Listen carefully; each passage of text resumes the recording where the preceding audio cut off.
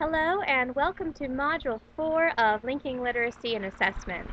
In Module 4, we will focus on beginning and fledgling readers. Last week we talked about our earliest readers, the emergent readers, and this week we will talk about beginning and fledgling readers. So your first reading this week is going to be to read Chapter 4 of your Gillick text, and that's about beginning and fledgling readers. I also have several links on there about how to give a running record of reading. In other classes you have taken, you might have given some running records of behavior, but in this class the focus is on literacy. We're talking about running records of reading. And they are similar in that in the running records of behavior you wrote down everything the child said and did and how they behaved. But in running records of reading, you're simply taking a running record and writing down everything that they are saying and doing while they're reading so that you can then analyze that and figure out what strategies they're using to figure out unknown words. And if they're using the same strategy a whole lot, we know they've got that one down, but maybe there's another strategy that they're not using so much that we need to develop. And it's a really great tool for teachers to use to figure out how to help beginning and fledgling readers and even the developing readers that we're going to learn about in Module 5. So this week we're really going to focus on that. Please read all the other links that I have listed in addition to Chapter 4 because they're really going to help you with this week's discussion forum. The only thing that you have due in Module 4 is a discussion forum. And what you're going to do for that is you're going to be watching a video of a child reading. They're going to be reading one of the passages from the Developmental Literacy Inventory. You are going to be following along with your copy. You're actually going to make a copy of that same passage and the examiner's pages. And you're going to be following along as if you were the instructor giving the test, and you will be marking everything the child says and keeping a running record of reading. You'll also listen to the comprehension questions and score those and be taking a fluency rate.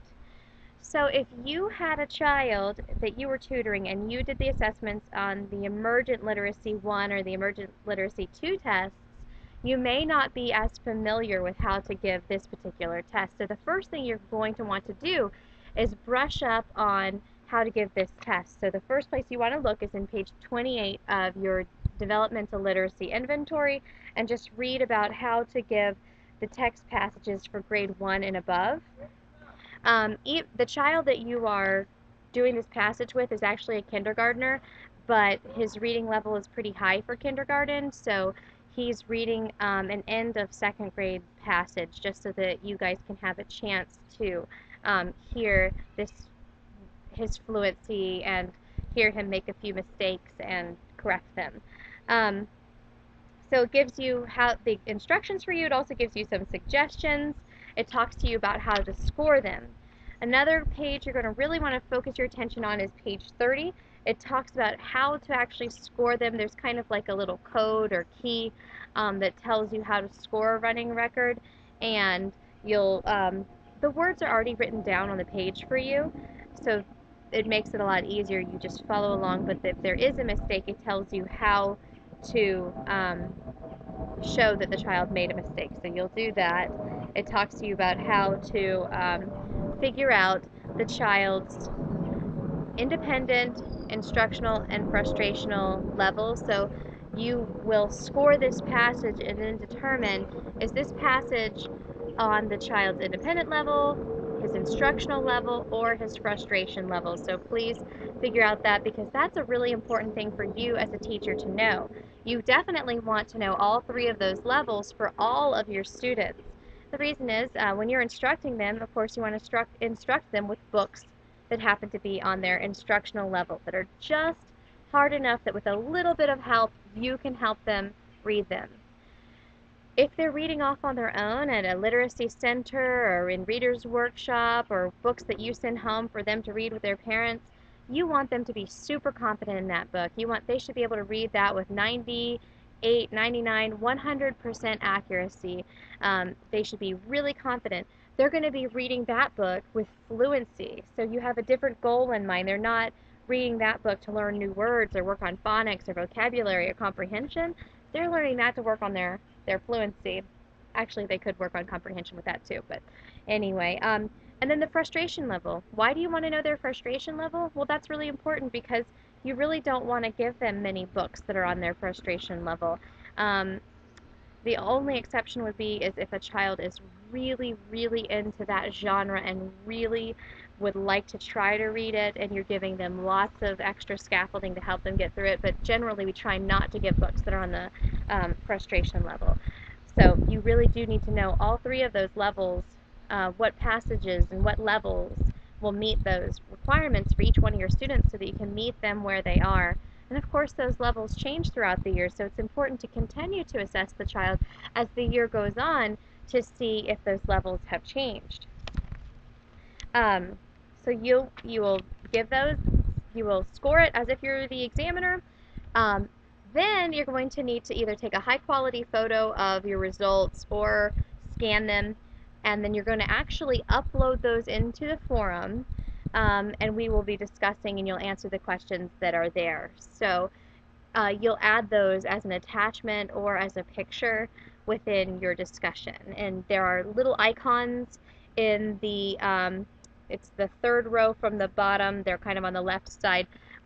There's one that looks like a paperclip, that's to add it as an attachment, or you can add it as a picture, and that icon looks like kind of a mountain with a sun behind it. That's the best way to add it because nobody has to click or download anything. It shows right up within the forum, so you can decide how you want to add it and what works for you and answer the questions with that. Now that is actually all you have for this week. However, you need to continue to be thinking ahead about Module 5 because in Module 5 you have your assessment-based instruction plan that is due. So at the end of Module 5, you will have given all the tests to your child, and you're going to start thinking about how you're going to want to tutor them based on the results of those tests, and you're making a plan based on the child's needs. So if you already have, if you know that you have an emergent or a beginning reader, you can definitely get started writing up about the instruction because we will have already read those chapters. If you have a developing reader, you can already go ahead and start filling in that template because you have the test results for that child. And we will be reading and talking about that more next week. If you wanted to read ahead because you know next week is going to be busy for you, that's fine too. So just know that you'll have had 3 weeks to work on this major project, but it will be due at the end of Module 5, and I find that this is like the building block for your tutoring session. You're going to really show me that you have done these readings, that you understand these tests, and that you know that the results of these tests are going to help you figure out how to teach this child. They are going to guide you. And then once I give you feedback on that, you'll be all set and ready to go with your tutoring sessions, and you'll come up with lesson plans for each tutoring session, and you'll move forward, and at the end of the semester, all of that will be included in the portfolio. If you have any questions about that, feel free to email me. I usually get back to you pretty quickly, and that would be great. Also, I want to include an extra point activity for this week, and the extra point activity for this week is to go into the ongoing tutoring discussion and suggest a book that you feel would be really appropriate for a beginning reader.